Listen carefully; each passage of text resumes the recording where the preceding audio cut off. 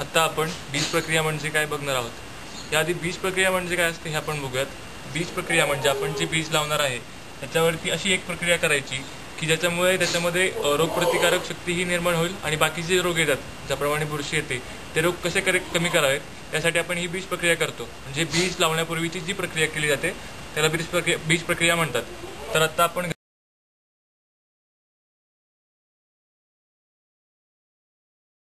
गव्हावरती बीज प्रक्रिया करणार आहोत। त्यासाठी लागणारे साहित्य गहू आम्ही घेतले 80 ग्रॅम, त्यानंतर गूळ आपण छटाक घ्यायचा किंवा आपल्याला जेवढा हवा आहे तेवढा आपण घेऊ शकतो।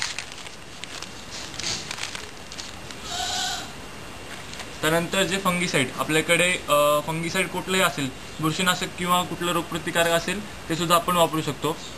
त्यानंतर आपण एक अर्धा लिटर पाणी, त्या अर्धा लिटर पाण्यामध्ये थोडासा गूळ याचं मिश्रण तयार करायचं आणि ते घट्ट मिश्रण तयार करायचे।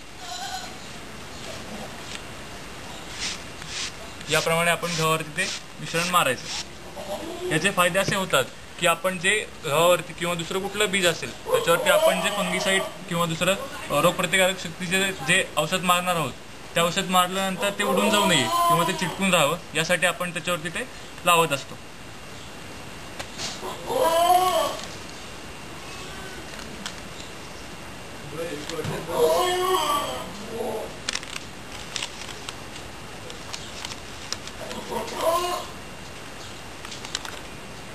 साधारणतः आपण जेवढी क्वांटिटी घेतली आहे तेवढ्या क्वांटिटीच्या 50% किंवा 75% आपण औषध घ्यायचं असतं।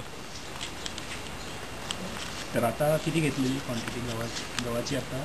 आता आपण गव्हाची क्वांटिटी जवळजवळ 70 ते 80 ग्रॅम घेतली आहे। त्याच्या कंपॅरिझनमध्ये आपण फंगीसाइड 13 ते 14 ग्रॅम घ्यायचे। यासाठी सेफ्टी म्हणून आपण हँड ग्लोव्ज वापरायचे आणि त्याचबरोबर मास्क सुद्धा वापरले तरी चालतात, जेणेकरून आपल्याला कोणताही त्रास होऊ नये म्हणून।